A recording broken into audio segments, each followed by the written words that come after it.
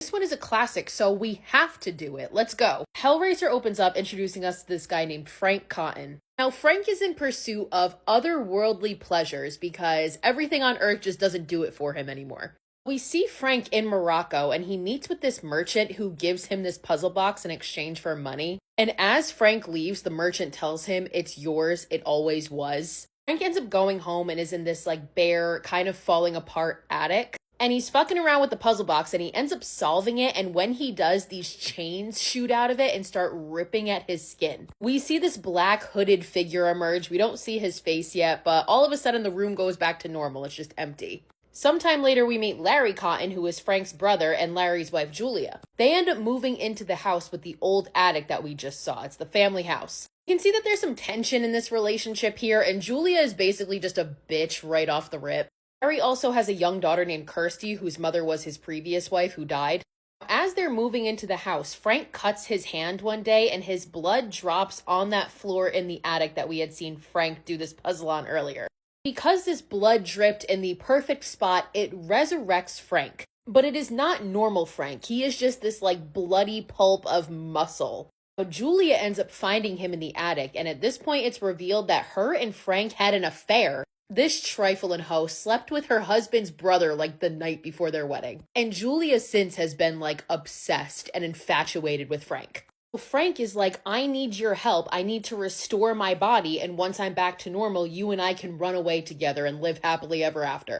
This bitch agrees. She does it. So Julia starts going to bars and picking up random men and then bringing them back home to the attic, murdering them so Frank can then feed on their bodies. Through draining their lives, he is able to regenerate. So he slowly starts to become more and more of a human again. So amidst the murders, Julia asks Frank how the fuck did this happen? And Frank explains the puzzle box, and he found this box and it is supposed to open up a whole new world of carnal pleasures. When he finally solved the box and opened it, the Cenobites came, and they subjected him to this extreme torture and sadomasochism. So Kirsty at this point has become kind of suspicious of Julia. She doesn't trust this bitch. And one day she spies on her, and sure enough, she sees Julia bringing this random man back to their house. So Kirsty follows Julia up to the attic thinking she's having an affair, but instead she finds dead-looking Frank. This chase ensues, and then Kirsty spots the puzzle box lying on the floor, and she goes to pick it up to throw it at him. But when she realizes Frank's reaction to it, he starts freaking out. She takes it and she runs out of the house. Kirsty ends up collapsing in the street, and when she wakes up, she's in the hospital, and the puzzle box is next to her. So she decides to fuck around and solve this thing out of curiosity, and she does. And of course, once she does, the Cenobites show up. So their leader is the lead Cenobite. His name was never Pinhead. That was actually given to him by the fans. She asks them what the fuck they are, and Pinhead says, "Angels to some, demons to others. But the box, you opened it, we came, and now you have to come with us." Basically, they're these beings that can no longer differentiate between pleasure and pain. They try to take Kirsty back to their realm, but she's wait, there's somebody who escaped you, and I can lead you to him. Of course, she's talking about Frank. The Cenobites actually agree that they will take Frank in exchange for Kirsty. Kirsty ends up going back home where she runs into her father, who is acting pretty fucking weird.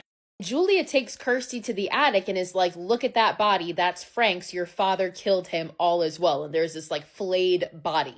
Julia then proceeds to lock Kirsty in the attic, and the Cenobites once again appear, and Kirsty's "There's his body, there's Frank." And they're "No, that's not him, we want the man that did this." Because it turns out Frank killed Larry and is using his skin to disguise himself as him, but the Cenobites are not fooled. So Kirsty tries to escape, but Frank and Julia hold her in the attic, and Frank goes to stab her, but misses and stabs Julia instead. Frank could not give a fuck. He doesn't care about her at all. He just lets her die and proceeds to chase Kirsty. Frank chases Kirsty to the attic where he admits to killing her father, and that's when the Cenobites appear.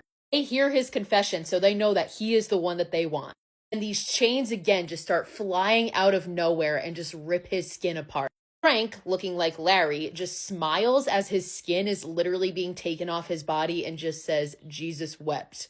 So he's gone. But then the Cenobites look at Kirsty and they're "JK, we're gonna take you too." But Kirsty's smart as fuck, and she once again takes the puzzle box and she reverses the puzzle that she did earlier. This ends up banishing the Cenobites back to their realm, so she won.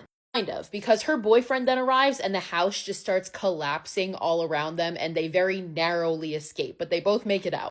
So the house has collapsed, her whole family is dead, but she still has the puzzle box. Kirsty ends up taking the box to this area where she throws it into a fire. This man who we had seen like kind of stalking Kirsty earlier shows up and takes the box. And he turns into this like winged creature and just flies away with the box. Movie ends with us cutting back to Morocco where we see the same merchant who sold the box to Frank with the box again, now selling it to a different customer.